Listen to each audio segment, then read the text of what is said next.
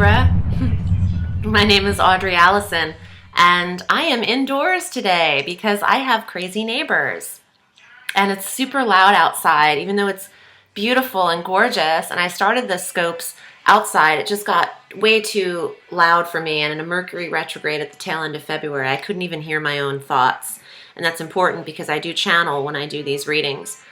So I hope it's not too dark in here. Let me see if I can bring up some light.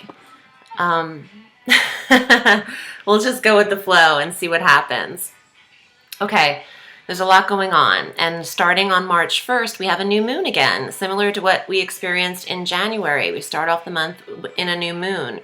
10 degrees Pisces in your 6th house of health and daily routine. And I like this because any Librans that were experiencing delays in health or not feeling well or 100% or drained and not having a lot of energy, this new moon, and you have a lot of 6th house activity this month, but this new moon is going to boost your health and your daily regimen, your work, your 9 to 5, how you spend each hour of your day, your routine.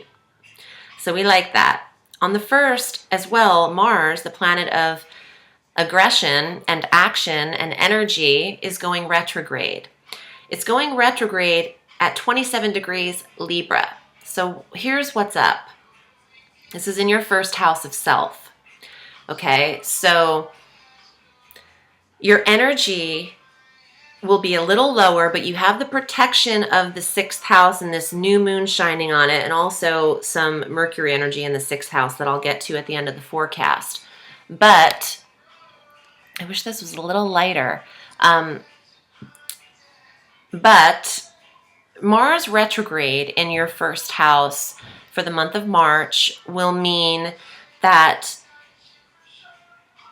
you might not have the drive. Mars gives us the oomph to really take action or initiate most things. You know, definitely creative endeavors or the one looking for the relationship or being on the hunt for something. Mars will make you want to kick back and relax. So it's good for recuperative rest and recuperative time. It's not very extroverted at that time with him retrograde in your sign. Saturn on the 2nd also retrogrades. Good thing Mercury's direct now because we have some major hitters, planets going retrograde in March. Saturn, the planet of restriction, control, restructure, retrogrades at 23 degrees Scorpio in your 2nd house of finances.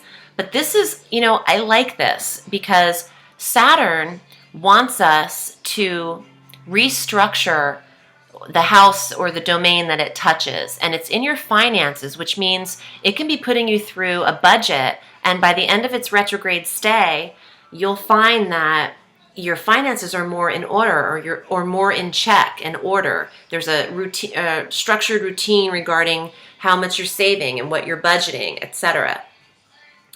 So that's not too drastic. I kind of like a Saturn retrograde in finances because it just makes you keep better track of all of your ins and outs and your income and where it's coming from and all of that good stuff. On the 5th of March, Venus goes into Aquarius in your 5th house. Venus is the planet of love and money, and the 5th house is romance and creativity and children. So I love this transit for you. Venus going into Aquarius means that you could spark a romantic interest at this time, Libra, and very fun-loving, creative way, too, out of the norm. Not so much online dating as it would be meeting someone at a play or a musical venue or concert. On the 6th of March, Jupiter goes direct. Yay! The planet of abundance and growth and expansion and luck goes direct in Cancer, which it's been stationed since July and will continue to be there until July 17th of this year. This is in your 10th house of career or social status or stature, recognition, fame. If you are seeking new work or a new career, this is the time to keep going forward with that. Jupiter now direct will bring positive luck and abundance to you in that sector. So you're very protected there. We also have a full moon on the 16th of March, 26 degrees Virgo, and this is in your 12th house of psychic abilities and spirituality and deep private thinking. And I think that this full moon will be a very beautiful day on the 16th, internal day, but peaceful. There's a peace and a serenity in the 12th house for you with the full moon there. You could also actually have a spiritual awakening on that day, or a dream that feels premonitory, premonitions, and you could manifest some strong psychic abilities under the full moon of the 16th, and even a few days prior and after. On St. Patrick's Day, on the 17th of March, Mercury goes into Pisces in your 6th house, and this is the support you have in your health and the support you have in your daily regimen and routine. Mercury is the planet of communication and errands and short distance travel and study and the intellect and the mind and small technologies. And this planet now direct in Pisces in your 6th house means you have support on running those errands. You're not dealing with cars breaking down every few minutes and tires popping and oil changes and computers on the fritz. It's more about things are now, you're able to manifest an order and a routine. You might even get bored with it. It's so orderly. But it's also a blessing for your 6th house because that's your health, and we like to keep that aligned and in alignment with all of the planets. And you have support with Mercury in your 6th sector. On the 20th of March, the sun goes into Aries like it does every year, and that's the first day of spring. So, for the northern hemisphere. For the southern hemisphere, it's the first day of autumn. So happy autumnal equinox to those of you in the southern hemisphere, and happy vernal equinox for those of you in the northern hemisphere. So, okay, the sun going into Aries in your 7th house could mean that this is the time from the 20th of March on. It's all about the 7th house and your relationships and your partnerships. You could meet someone, okay? You've got a lot of positive energy. The sun is the most magnificent star that we have, planet that we have, shining in your relationship sector. It could be very easy that you meet someone once it's warmer and once it's spring. On the 30th, the new moon is in 9 degrees Aries as well in this 7th house. And this could definitely bring in someone at the end of March, way into April. But if you're single and you're looking to become attached, this is the new moon to set your intentions on finding someone. And just mentally think about that on the 30th and then let it go and then see what the universe brings you. Don't obsess about it, because anything we say, I want, the universe mirrors that and thinks that we lack it. So it sends us, you're lacking it.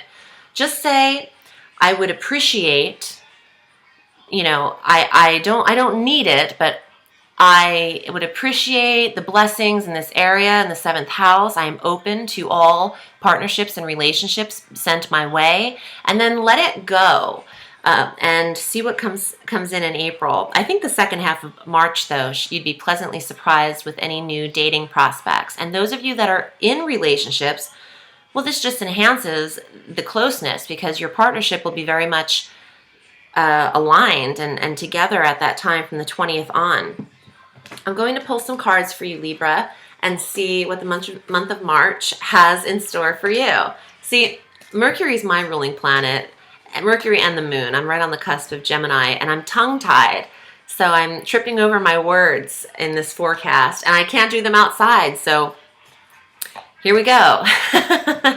Here's for Mercury going direct in a few days. Okay, let's see what they have in store for you. Okay, the 2 of coins is your resources and your finances. And also Saturn going retrograde in your 2nd house, the 2 of coins. You really want to save. You want to create a budget, and you don't want to bite off more than you can chew with this card. So you don't want to get into too many investments at this time. You want to try to hone in your finances. Ooh, well, this is an excellent card to pull. It's the Queen of Coins. Can you see that? Yeah, Queen of Coins. And this is, you know, this girl's no joke. She has manifested her income. She is the master of her environment and occupations. She's sensual. She's also picking the fruits of her labor and seeing her garden manifest and grow. So this is a beneficial card. It suggests wealth, health. It even suggests new environment and new home and a nurturing soul. So it's a beautiful card, very positive, and I'm glad that I pulled that for you, Libra. Let me know how it goes. You can also book with me. I'm here all through the week doing readings, and you can find me at audreyallison.com. And I'm also on Facebook at Audrey Allison Astrology and Tarot. Thanks so much, Libra. I hope you have a beautiful March, and I will see you next month. Bye.